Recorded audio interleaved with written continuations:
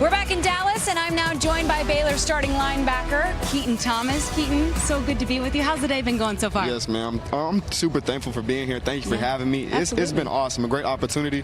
This is my first time in Frisco, so yeah, everything's bigger in Texas, like they say. So just enjoying the moment. You look sharp. No green, no yellow in this suit? So I try to, I'm a color guy, so I like to mix it up a little bit. Of course, I love my green and gold, but this was speaking to me, it was talking to me, and so it came out really well. I like it. You look great. Thank you. When you think back to a season ago, 8-5 overall, how would you just describe the season and what you guys were able to accomplish or not accomplish? Yes, man. Great question. So the one word I would have to describe last year would be perseverance. Right. We started 2-4. Not how you envision, your season to start. We got to our bye week.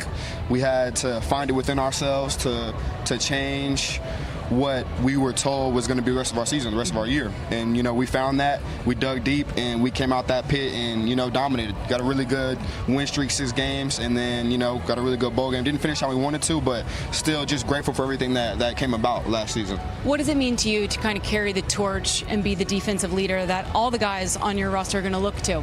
Yes, ma'am. It's a blessing. It's a dream come true. That's something you dream about, when you're a little boy or when you were playing the game and, on your dynasty career or whatever. And so, I'm just thankful I get to lead. I get to eventually pass the torch down to somebody else. And I'm thankful that Matt passed down a lot of really good things to me, and now I get to do the same. Speaking of Matt, you guys were a two-headed monster. So much fun to watch in the middle. Obviously, you say goodbye to him and his production.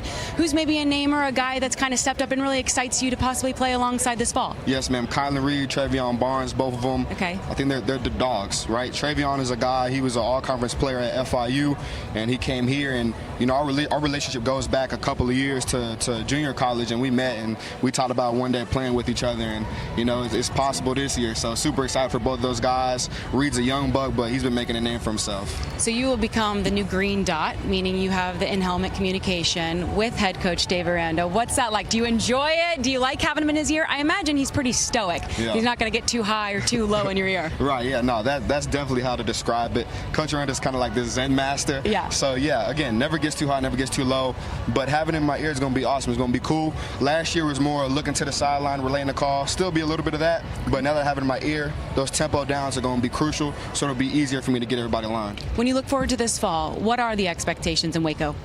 Yeah, so, we have a lot of love, a lot of hype, and I love it.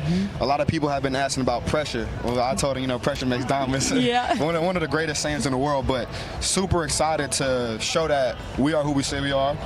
We want to show our fans and the university and, our parents back at home that we're a team to be taken seriously, a team that wants to put fear in our opponents' eyes, and just excited to get on the field and have fun and maximize it. Well, we appreciate the time, Keaton. Thank you so much, and Yes, I wish you the ma'am. best of luck this season. Thank you. You're welcome. Let's send it over to Greg, who's a starting quarterback, Sawyer Robertson of the Baylor Bears. Yeah, and what a year he had last year. We're sitting here at media days last year, and we're like, this would be interesting. DeQuan Finn transfers in.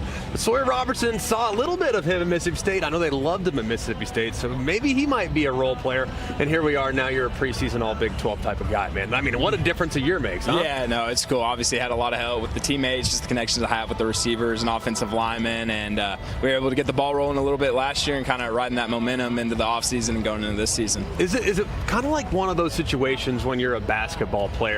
We used to play the game like NBA Jam all the time. You make 3 straight threes, like he's on fire. That's kind of what you were the last 5 or 6 games of the year. It was off the charts. So what was it that you found there at midseason to be like, all right, full speed ahead, let's roll? Yeah, for sure. Well, even a couple of those games that we lost that were really tight were games that we probably could have won. And so in the back of our heads the whole time, I feel like we were just like, once we get that first win, it's going to be hard to slow down. And that's exactly what happened after we were coming out of the bye week, beat Texas Tech, and then from then we didn't lose another conference game. Like you said, we just got the hot hand, and especially like offense, defense, special teams, everything was just clicking, and so we didn't really slow down. Well, it was fun to watch, man, and I pulled some clips, and I had to be choosy because there were so many good ones down the stretch. But I kind of like touchdowns, Right, yeah, I kind of like those. Yeah, so we start absolutely. with those, and we got to the Kansas game, and there were a handful where you're throwing slot fades down the right sideline that were off the charts good. But one thing I really loved is how you can manipulate defenders with your eyes. This particular play that I pulled, I want everyone to take a look at his eyes and his drop. They are facing this way, which gets influence rolling this way in the defense, but he knows the whole time it's all points bulletin, see ya, 88 and out the gate to the right-hand side. But I absolutely love how you can manipulate guys, keep your eyes down the middle of the field, and hit the guy over the top for the touchdown. Yeah, no, really good. Right here, you can get a better, right there. Kind of just moving the middle field safety. Don't want him to be able to affect the play at all. And so as far as to the left that I could have moved him, I was going to do it just to give Monterey there the best chance of catching the ball possible. Because in the pre-snap, I'm not thinking, all right, I can get slot fade there because that guy's already cheated. Right. Pretty strong to the field. Exactly. So I got to move him, and you did so beautifully. Exactly. You did it a little later in the game, too, on a 3rd and 1 where you had a check, and then all of a sudden you take the same shot, touchdown, Bears, strike up the fight song. Another thing I love, too, is you're not a guy that's going to just take off and just run. Like, you choose your spots. It's there. You have it. But you choose your spots really, really well, and you don't force the issue when you have to. And this next play I absolutely love. It's 3rd and 7. That's pivotal in this conversation. All right, 3rd and 7, so you know exactly where you got to go. And everybody, because of a wonderful technology at ESPN, you know it's the yellow line. The yellow line's not there on the field. Right. But when you're dropping back, you have a quarterback sense. You know how far I got to go to get. They bring internal pressure. It gets a little bit sloppy. They're dropping out. You could slide. Right. But it's 3rd down. Right. You don't. Yeah. At that point, it's kind of like instincts just take over. You know, you try to get your team in the best possible position.